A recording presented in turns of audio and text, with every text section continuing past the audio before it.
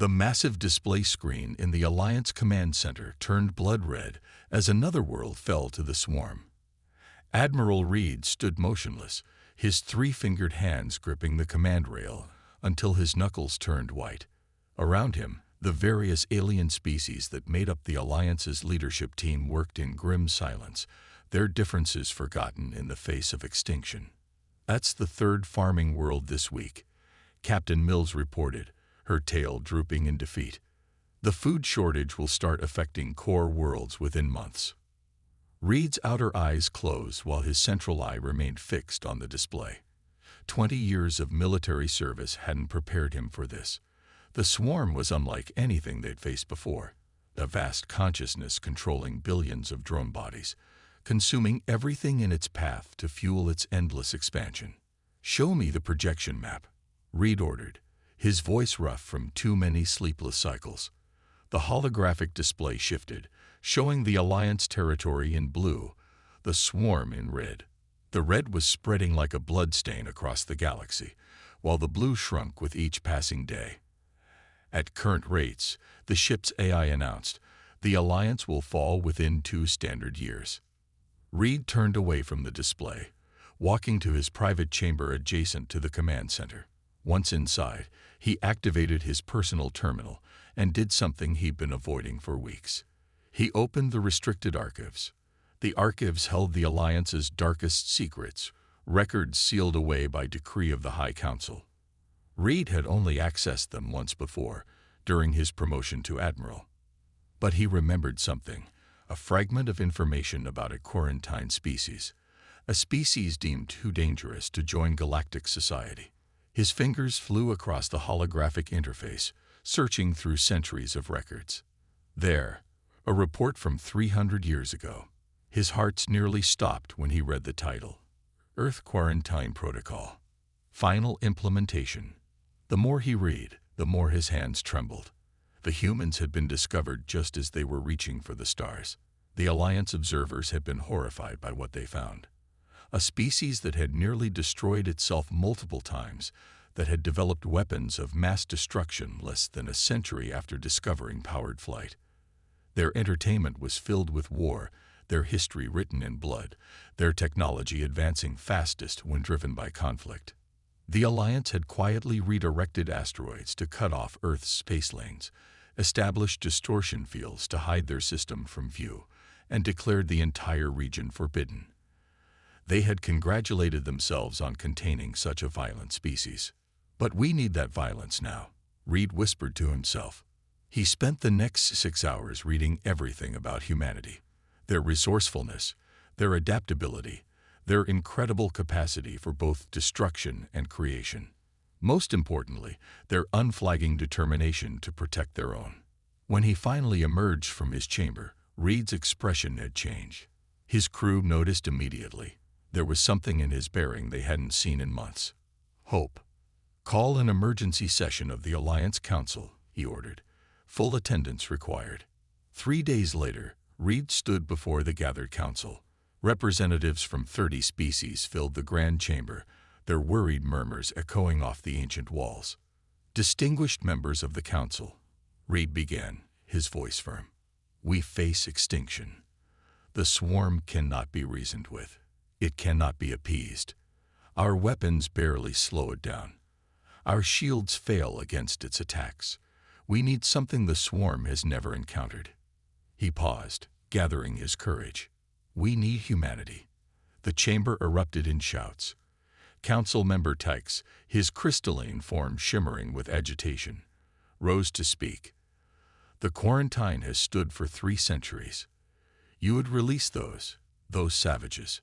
Those savages," Reed countered, "might be our only hope. Their entire history is one of warfare, yes, but also of protecting the weak, of standing against overwhelming odds, of surviving what should have destroyed them." He activated a hologram showing Earth's current defense readings. "And they've been busy during their isolation. The energy signatures from their system suggest technological advancement far beyond our estimates." The debate raged for hours. Reed presented his evidence, answered questions, and finally played his last card. footage of the latest swarm attack. The chamber fell silent as they watched another world die. "We can maintain our principles," Reed concluded, "and watch our civilization fall. Or we can ask for help from those we once feared. The choice is yours." The council voted. Out of 30 members, 28 voted to break the quarantine. As Reed prepared the first contact team, he found himself wondering what humanity had become in their centuries of isolation. He hoped they would agree to help. He had no way of knowing that humanity had been watching all along, waiting for this moment, preparing their response to a hostile galaxy. They were ready. The message from deep space arrived on a Tuesday morning. In the United Earth Defense Command bunker beneath the Rocky Mountains, General Thompson stared at the alien transmission with a mix of anticipation and grim satisfaction. For 300 years, humanity had intercepted and decoded Alliance communications, preparing for this moment. "Play it again," he ordered the AI system. The holographic display flickered to life, showing Admiral Reed's desperate plea for help. "People of Earth," the alien's translated voice echoed through the command center. "The galaxy stands on the brink of annihilation. We come seeking your aid against an enemy that threatens all life. We acknowledge our past mistakes. The quarantine we placed on your system was wrong. Please respond." Thompson smiled. It wasn't the first alien transmission they'd intercepted, but it was the first one addressed to them directly.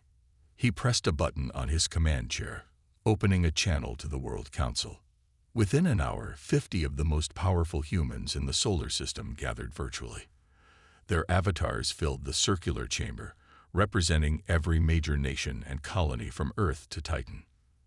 "They're desperate," Thompson reported, his weathered face grave.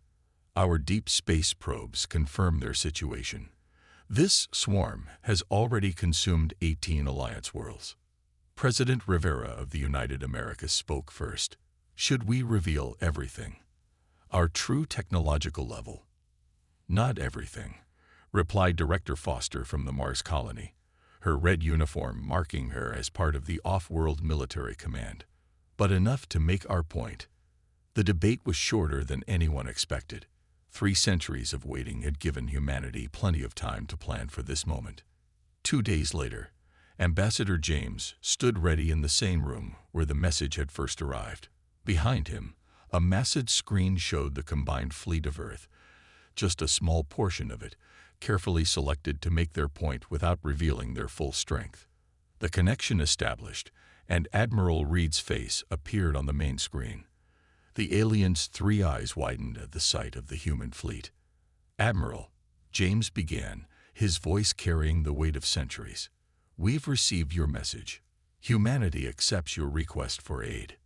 He paused, letting the words sink in. "However, we have terms." Reed's central eye blinked rapidly, a sign of surprise that human intelligence had long ago learned to recognize. You understand our language." "We understand many things, Admiral. We've been watching, learning, preparing." James gestured, and the display behind him changed to show footage of the swarm's attacks, footage that had been captured by hidden human probes. "Your quarantine failed 3 decades after you implemented it, but we chose to let you believe it worked." The alien leader's skin paled to a lighter shade of blue. "All this time?" "Yes. We've built our defenses, expanded through our solar system, and developed technologies you haven't imagined. We didn't trust the species that tried to cage us. But now," James' expression softened slightly, "now you need us, and despite our history, we will help." "Your terms?" Reed asked, his voice barely a whisper. "Full integration into galactic society. No restrictions, no special oversight. We join as equals or we don't join at all." And James smiled, though it didn't reach his eyes. "We want the official records to show that your quarantine failed not because of our aggression, but because of our ingenuity." Reed's 3 eyes darted to something off-screen, then back to James. "The Council, they're watching this transmission. They agree to your terms." "Good." James pressed a button, And the screen behind him changed again, showing more of Earth's fleet. Massive battleships moved into view, their designs unlike anything the Alliance had ever seen. We'll begin deployment immediately. Send us all the tactical data you have on the swarm. We'll show you how humanity fights when we're protecting not just ourselves, but others. As the transmission ended, Thompson stepped into view. Well played, James. They never suspected we've already fought the swarm. No, James agreed, remembering the classified footage of the battle near Pluto 5 years ago, when a swarm scout force had encountered humanity's outer defenses. Not a single swarm ship had survived to report back. Let them think we're untested. The swarm will learn soon enough why the Alliance was right to fear us, just for the wrong reasons. Behind them, the great engines of war that humanity had built began to power up. 3 centuries of preparation were about to pay off, and Earth's children were finally going to show the galaxy what they could do. The hunt was about to begin. Admiral Reed couldn't believe his eyes. The human fleet that jumped into Alliance space dwarfed anything he had imagined. Black ships with red stripes, each one bigger than the largest Alliance cruiser, emerged from what the humans called slip space, a form of faster-than-light travel unknown to the Alliance. By the ancient stars, Captain Mills whispered beside him. How many are there? Before Reed could answer, the human flagship opened a communication channel. The massive view screen showed Commander Walker, his dark uniform adorned with silver symbols of rank that the Alliance was still trying to decode. Admiral Reed. Walker's voice was calm, almost friendly. This is just the first fleet. The others are deploying to different sectors as we speak. Reed's third eye twitched. Others? Of course. Walker smiled. You didn't think we'd send everything to one place, did you? That's not how humans wage war. The next few hours were a blur of activity. Human engineers swarmed over the Alliance station, upgrading systems faster than Reed thought possible. They called it basic improvements, but he saw his crew's amazement as weapon systems doubled, then tripled in power. In the main hangar bay, Walker led Reed toward something covered by a massive black sheet. It's time you saw what humanity has been building during our isolation, Walker said, gesturing to his troops. They pulled away the cover, revealing a towering machine that made Reed step back in shock.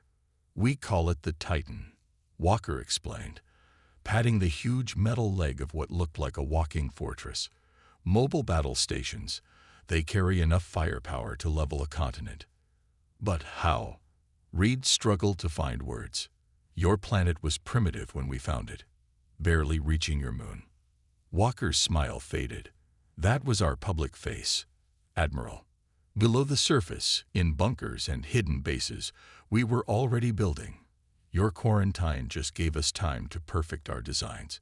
He touched a control panel, and the Titan's eyes lit up with a deep blue glow. We knew something would come for us eventually. If not the Alliance, then something else. Humanity has learned to prepare for the worst. Across the station, screens lit up with reports of human forces deploying across Alliance space. The Titan wasn't alone. Humanity had brought an arsenal that seemed endless. Orbital defense platforms that could redirect solar flares as weapons. Swarms of AI-controlled fighter craft that moved faster than any organic pilot. Ships that could turn entire asteroids into guided missiles. In the command center, Reed watched as human technicians installed what they called a basic defense grid around the Alliance capital world. Their casual attitude about technology that surpassed the Alliance's best efforts was almost insulting. Don't feel bad, Admiral, said Lieutenant Jones, noticing Reed's expression. We've had centuries to prepare, and fear is a powerful motivator.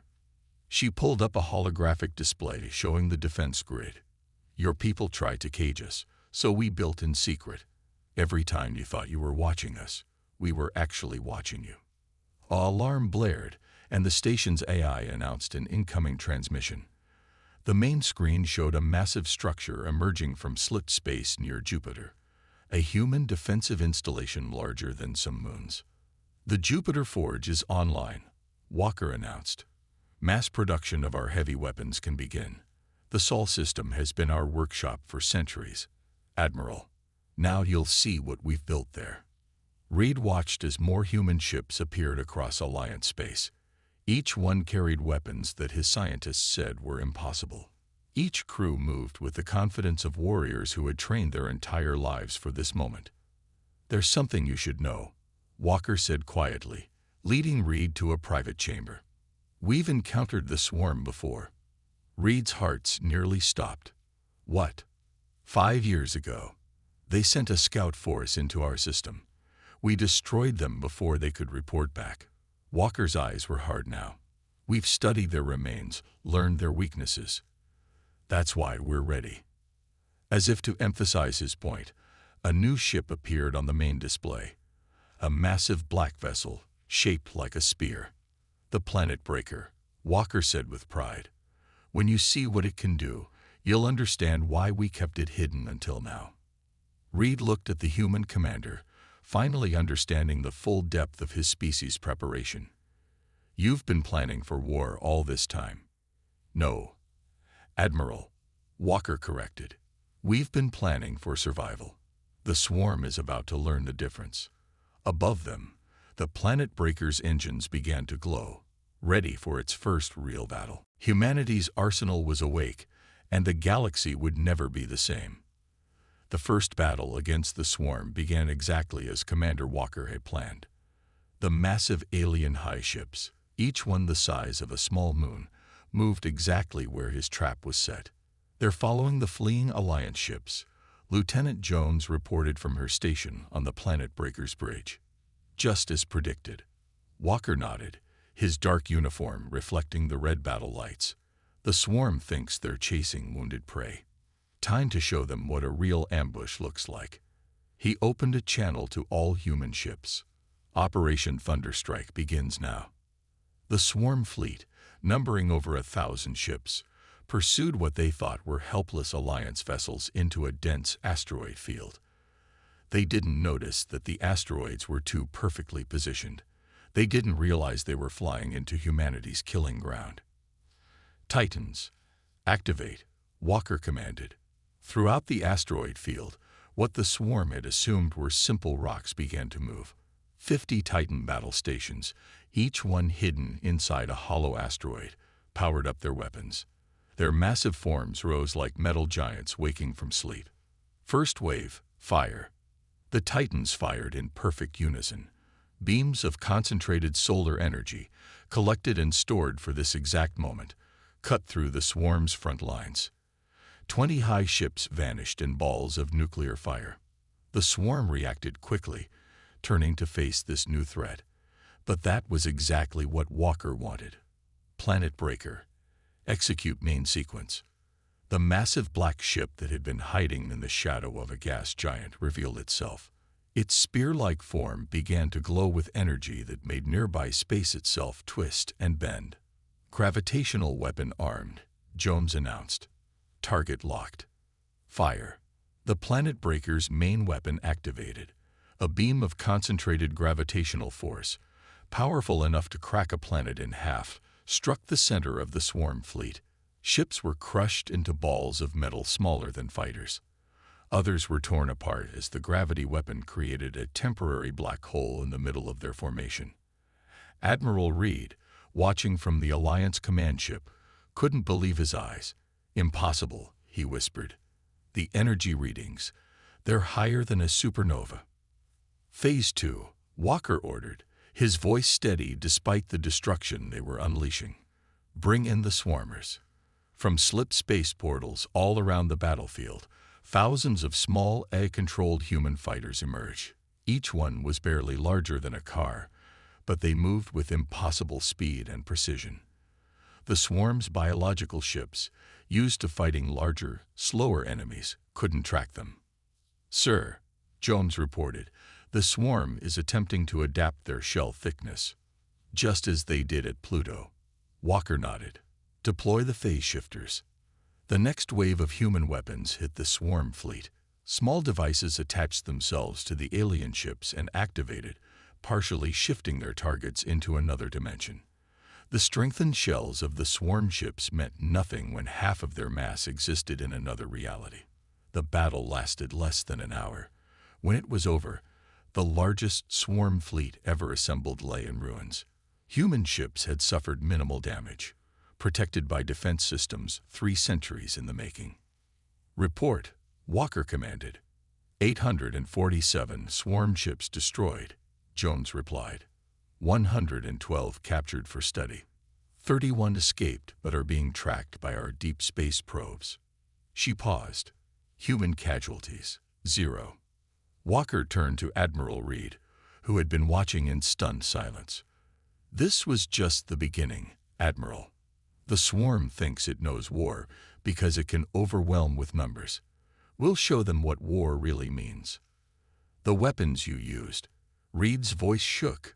"The gravitational beam, the phase shifters, they break the laws of physics as we know them." "No," Walker corrected. "They break the laws of physics as you know them." Humanity kept pushing boundaries during our isolation.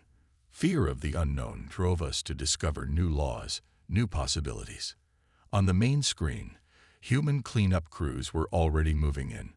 Special ships designed to harvest the remnants of swarm biomatter began their work. Nothing would be wasted. Everything would be studied, analyzed, and used to make human weapons even more effective. "Send word to Earth," Walker ordered. Operation Thunderstrike was successful. Begin mass production of phase shifters and deploy the rest of the Titan stations. He looked at Reed. "The counterattack has begun, Admiral." The swarm thought it was the apex predator of the galaxy. His expression hardened. "We're about to prove them wrong." As the planet breaker moved to its next target, Walker knew the real war was just starting. But for the first time since the swarm appeared, the galaxy had hope. 3 months after Operation Thunderstrike, the war had changed completely. The planet breaker's sister ships, Dawnhammer, Night Spear, and Stormbringer, had joined the fight. Each one carried enough firepower to shatter moons, and the swarm was learning to fear them. In the Alliance Council chamber, representatives from 20 different species argued over who would get human protection first. "The humans have already secured the spiral arm sectors," a crystal-formed counselor announced. "My people request their presence in the core worlds next." Admiral Reed watched from his seat, remembering how these same beings had once voted to quarantine humanity. Now they fought for Earth's attention like children seeking shelter from a storm. The chamber's main doors opened, and Commander Walker entered. The room fell silent. Even after months of working together, alien species found humans slightly frightening. The way they moved, the calm way they discussed terrible weapons, everything about them spoke of carefully controlled power. "The Jupiter Forge is operating at full capacity," Walker announced. His uniform now carried new medals, awards for the victories that had pushed the swarm back. "We're producing 1 Titan battle station every 2 days. The Mars factories are completing a Planet Breaker-class ship every week." Reed's third eye widened. The scale of human industry was stunning. In 3 months, they had built more ships than the Alliance had in 20 years. "There's more," Walker continued, activating the room's holographic display. "We've discovered how the swarm adapts." The image showed the inside of a captured swarm ship. They use a biological quantum computer network. Every drone shares information instantly. When we destroy their ships, the survivors learn and change their tactics. "Then we cannot win," one counselor said. "They will adapt to all our weapons." Walker smiled. "No, they're adapting exactly as we want them to." On the display, a new image appeared. A massive space station under construction near Earth. "This is the Mercury Forge. While the swarm adapts to our current weapons, we're building new ones. They learn to counter gravity weapons. We switch to phase shifters. They adapt to those. We unveil something worse." "The swarm is learning fear," Lieutenant Jones added from her position near the door. "Their attacks are becoming less aggressive. They retreat more often. They're starting to understand what it means to face an enemy that fights back effectively." As if to prove her point, alarms sounded throughout the chamber. A new hologram showed a swarm fleet approaching an Alliance world. But this fleet was different. It moved cautiously, testing for traps. "Watch," Walker said quietly. The new human tactic revealed itself. Hundreds of tiny points of light appeared around the swarm fleet, quantum beacons that created a web of disruption fields. The swarm ships, unable to communicate with each other, fell into confusion. Then the Titans appeared, 5 massive battle stations, each one carrying weapons that could crack continents, emerged from slit space. Their attack was swift and merciless. The swarm fleet died in silence, unable to warn their hive mind about this new weapon. "That's the 3rd fleet we've destroyed this week," Jones reported. "The swarm is running out of ships faster than they can grow them." Walker turned to the council. "Here's what happens next. We'll secure your core worlds with Titan stations. Our fleets will begin pushing into swarm territory. The planet breaker ships will target their main hive worlds." His eyes hardened. "And if they don't surrender, we'll show them weapons that make these look gentle." The council chamber erupted in discussion. Reed moved closer to Walker. "You have worse weapons than the planet breakers." "Admiral," Walker said quietly, "what you've seen is what we built while hiding in one solar system. Now we have access to the resources of a galaxy." He paused. "The swarm thought it was invincible because it could overwhelm any defense. We're teaching it that quality of weapons matters more than quantity of ships." As if to emphasize his point, the hologram showed another swarm fleet in full retreat, running from just 3 human destroyers. The tide of war had turned. The hunters had become the hunted, and humanity was teaching the galaxy why they had been feared for so long. In the shipyards of Mercury, Jupiter, and Mars, new weapons were taking shape, each one deadlier than the last, each one designed to counter the swarm's next adaptation. The galaxy was learning an important lesson. Never cage something you fear. You might need it to save you later. 6 months into the war, Commander Walker stood before the massive viewing window of the planet breaker, watching his greatest weapon take shape.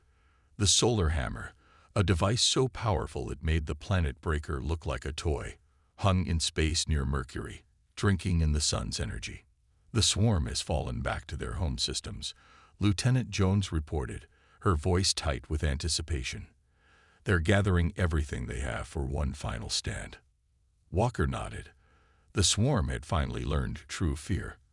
After losing 30 major hive worlds to human weapons, they had retreated to their core systems, desperately trying to protect their queen mothers. The door slid open, and Admiral Reed entered the bridge. The alien commander had changed over the months of war. He moved more like a human now, cautious, measured, always ready for action. "The Alliance Council is concerned," Reed said quietly. "The solar hammer. They've seen the plans.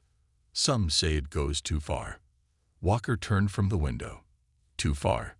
He activated the main screen, showing footage from their latest battles. The swarm consumed 18 Alliance worlds. They killed trillions. And now, when we have the power to end them, your council talks about too far. The solar hammer's true purpose was still secret. Only a few humans and Reed knew what it could do. The massive station could reach into a star's core, twist its magnetic fields, and turn the entire star into a weapon. A single shot could sterilize a solar system. "Sir," Jones interrupted, "we're receiving a transmission." From the swarm. Both commanders turned to the screen. For the first time in known history, the swarm was trying to communicate. The image showed a creature that looked like a mix between an insect and a squid, a queen mother. "Humans," the creature's translated voice filled the bridge. "We offer terms. We will leave Alliance space forever. We will never return. Just stop." Walker's expression didn't change. "You consumed 18 worlds. Show us you can restore them." "Impossible," the Queen Mother replied. "But we offer you 10 of our worlds in exchange. Rich worlds, full of resources. No deal." Walker's voice was cold. "You don't understand. This isn't a negotiation. This is your surrender or your extinction." The Queen Mother's tentacles writhed. "You would destroy an entire species." "You've destroyed dozens," Walker countered. "The difference is, we're giving you a choice. Surrender completely, submit to human oversight, and help restore what you've destroyed. Or we unleash the solar hammer and your species becomes a warning to the galaxy." The transmission cut off. Walker turned to Reed. "They'll try one final attack. They don't know how to do anything else." He was right. Within hours, the largest swarm fleet ever seen emerged from jump points around their home systems. Millions of ships, from tiny drones to massive hive ships, prepared for their last stand. All human fleets, battle positions, Walker commanded. The Planet Breaker and its sister ships moved into formation. Around them, Titans and destroyers and swarms of AI fighters took their places. Solar Hammer began charging sequence. The massive station near Mercury lit up.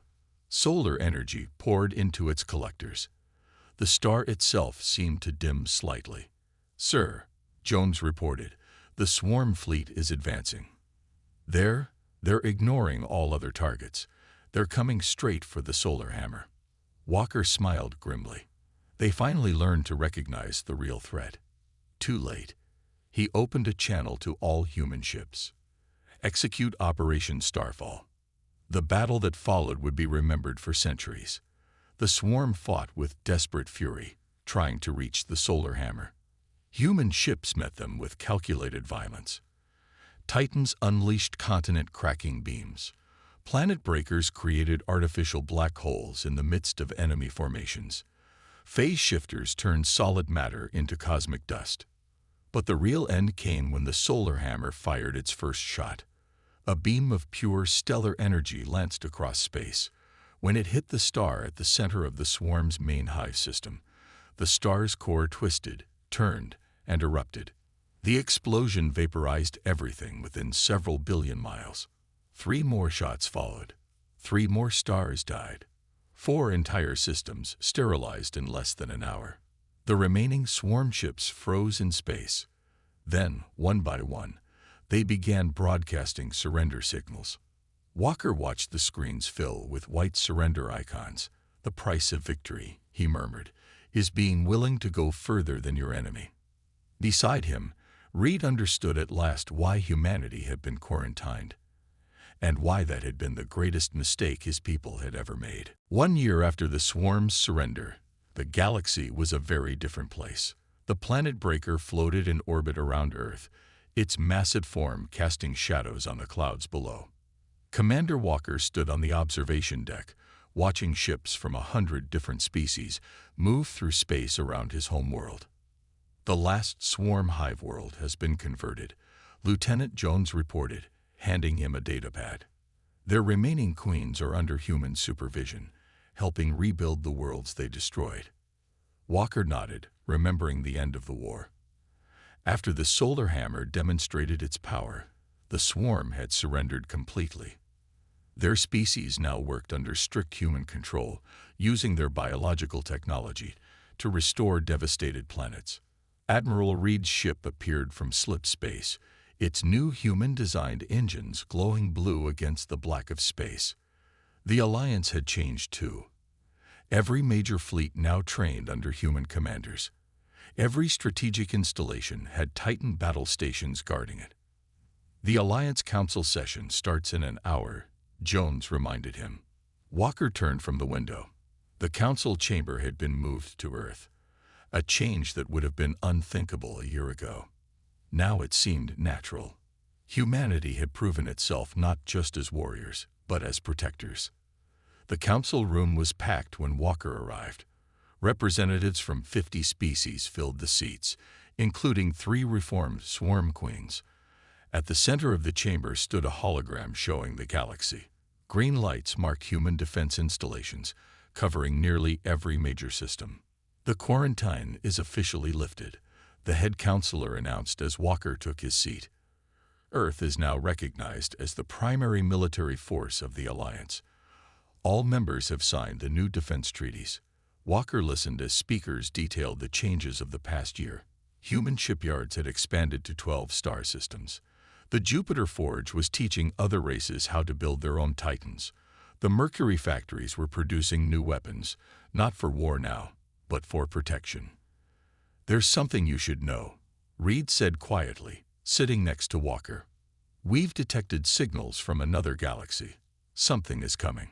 Walker didn't seem surprised. "We know.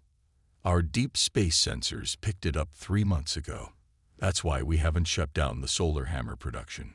Reed's 3 eyes blinked in sequence. "You're still building those. But the war is over." "Admiral." Walker smiled. "Humans don't prepare for the last war. We prepare for the next one."